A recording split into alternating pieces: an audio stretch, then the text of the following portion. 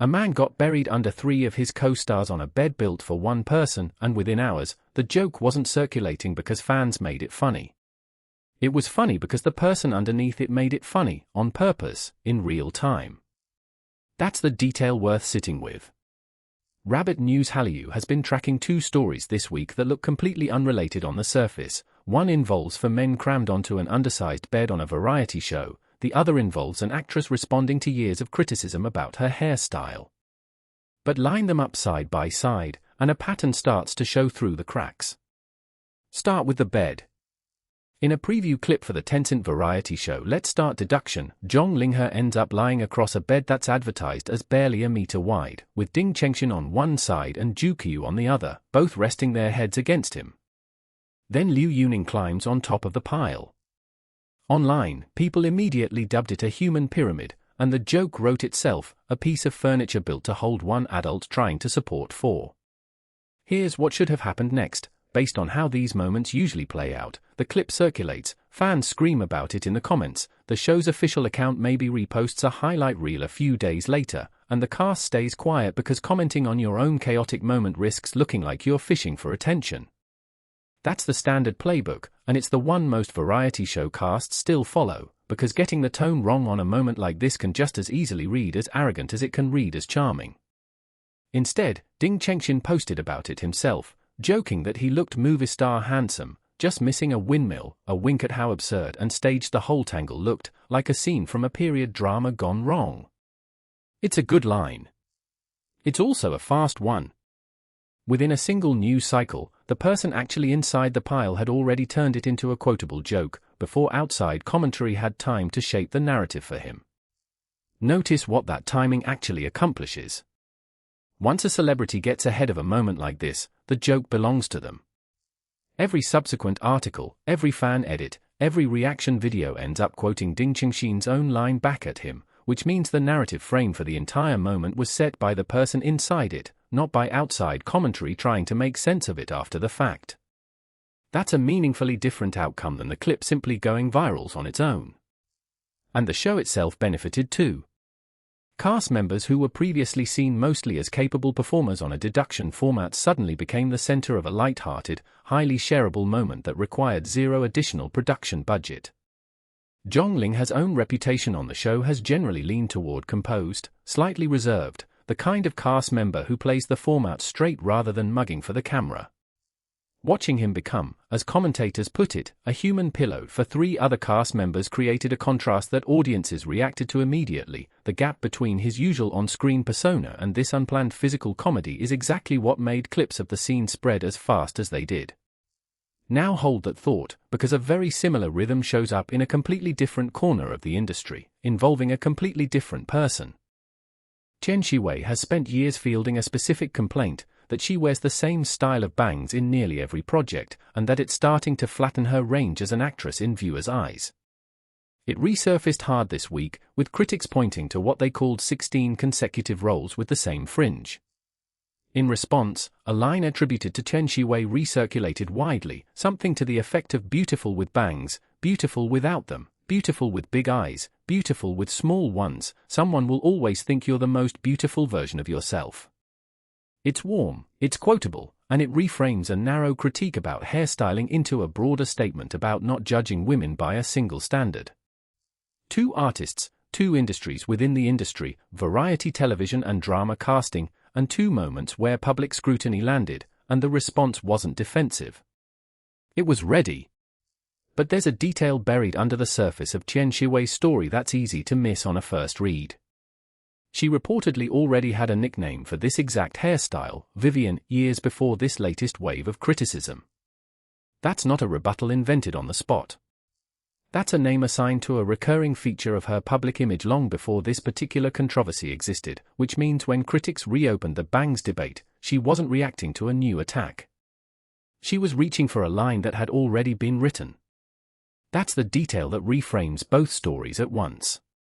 Because here's what most coverage of moments like these tends to miss, the assumption that a celebrity's in-the-moment response is spontaneous. A joke posted minutes after an awkward clip goes viral. A quote that perfectly reframes a years-old criticism into an empowerment message. Audiences tend to read speed as authenticity. The faster someone responds, the more real it feels. But speed can just as easily be evidence of the opposite. It can mean the response was already prepared, rehearsed, or at minimum, that the artist has built enough instinct around their own public narrative to produce a polished answer without needing time to think. This is where industry structure matters more than personality. Public figures under long-term contracts with entertainment companies typically go through media training specifically built around moments like these: how to acknowledge an awkward clip without looking defensive, how to turn a recurring criticism into a talking point that reinforces brand identity rather than undermining it. Ding Chengxin's windmill joke does exactly that. It doesn't deny the scene looked ridiculous, it leans into the ridiculousness and turns it into charm. Tian Xiwei's Bang's response does the same work in a different register. It doesn't argue that the criticism is wrong, it reframes the entire premise of the criticism as beside the point. Neither of these moments required a company statement. Neither needed a scripted press response days later. That's precisely what makes them effective, and it's also exactly why they're worth examining rather than just enjoying. It's worth pausing on why the Bang's criticism resurfaced now at all, because that timing isn't incidental either. Tian Xiwei has multiple projects either recently released or still airing, the drama Genius Girlfriend on iQIYI among them, which means her visibility is already elevated. Higher visibility tends to invite more scrutiny of small, recurring details, hairstyle included, simply because more people are watching closely enough to notice a pattern across 16 separate roles. Fans pushing back with the beautiful with or without bangs a line weren't just defending her looks. They were defending the idea that an actress currently in a high-visibility stretch of her career shouldn't have that momentum reduced to a conversation about fringe length. There's a broader shift happening across Chinese and Korean entertainment right now, and these two stories sit right inside it. A decade ago, the standard crisis management approach was silence: let a moment pass, don't feed the algorithm, wait for the news cycle to move on. That playbook is increasingly outdated in an environment where algorithmic platforms reward engagement within the first few hours of a clip's life. Silence now reads as evasive. The artists and teams who are winning this cycle aren't the ones staying quiet, they're the ones responding fast enough to shape the story themselves before commentators, edit accounts, or rival fandoms get to do it for them. Which raises the real question sitting underneath both stories: how much of what looks like a celebrity's personality online is actually the celebrity, and how much of it is a trained response system built around them, activated the moment a camera catches something unplanned? It's a question that international audiences following C-entertainment often underestimate, largely because the language and cultural context of a joke like the windmill line, or a rebrand like Vivian, don't always translate cleanly outside their home market. A viewer scrolling past a translated clip sees a funny caption and moves on. They rarely see the years of accumulated context that made that specific joke land the way it did for a domestic audience already familiar with the artist's established persona.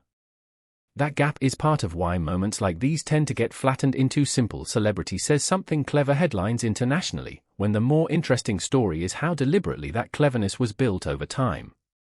That's not a cynical question. Plenty of these lines land because they're genuinely clever, genuinely warm, genuinely reflective of how these artists seem to carry themselves in other contexts too. Ding Chengxin has a track record of self-deprecating humor on his own account. Tian Xiwei has spoken before about not letting external judgment define her choices. These responses fit their established public personas, which is arguably the entire point.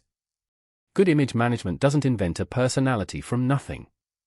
It sharpens an existing one and deploys it at the right moment. What both stories ultimately reveal isn't dishonesty. It's professionalism operating in a space audiences generally assume is unscripted. The bed pyramid was real. The Bang's criticism was real. But the polish of the responses, the windmill line, the Vivian rebuttal, didn't happen by accident. They happened because two artists, in two very different corners of the industry, understand exactly how fast a moment needs a frame before someone else supplies one. If you like entertainment coverage that goes past the headline, the kind that catches the quiet signal most coverage skips, that's exactly what Rabbit News Hallyu is built for. Subscribe if you want analysis, not just news.